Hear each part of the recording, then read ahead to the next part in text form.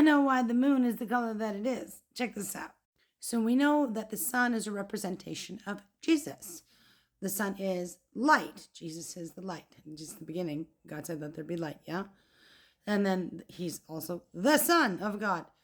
Now the sun became manifest in the fourth day, just like the fourth day of creation when the sun and the moon were created. Interesting. And with the sun's gravity, it holds all the planets in orbit. And then we learned yesterday that the pure gold in the Bible, also a representation of Jesus. Pure gold is resistant to corruption and tarnishing, conducts heat and electricity, is highly valuable, and its malleability allows it to be shaped into various forms without breaking, just like Jesus.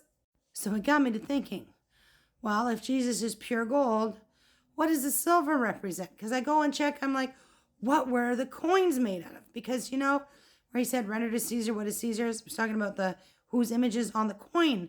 So I look and I was like, maybe the coin's made of gold. No, the coin's made of silver. So I'm like, what does the silver represent? First, the moon. The moon is a representation of the bride, Leah, the church.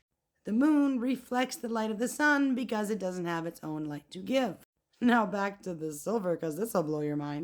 So silver has a brilliant white metallic luster. Hello, purified. That's what white represents in the Bible, making it highly reflective, kind of like pure gold reflects, you see? It reflects 90% of a visible light when polished. Like refined, redeemed by the blood of the Lamb. It conducts heat and electricity. Oh, interesting, just like the gold, you don't say. That right there is the connection between God and humanity. That's why those alloys are conductors. You see the connection with the electricity? That's God working through us. You see?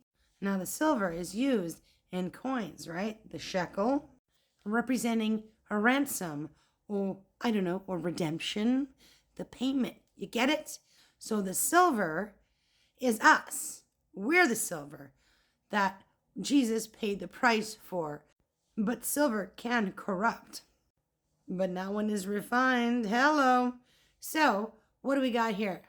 Also take note that there were silver sockets used in the building of the temple. Now these sockets were at the foundation of it, holding up the shittim wood boards on the north and the south side.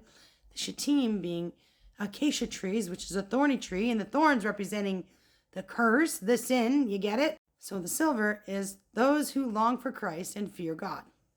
And look at that, silver. And what color is the moon? Silver-ish. Yeah, that's why the moon is the color that it is.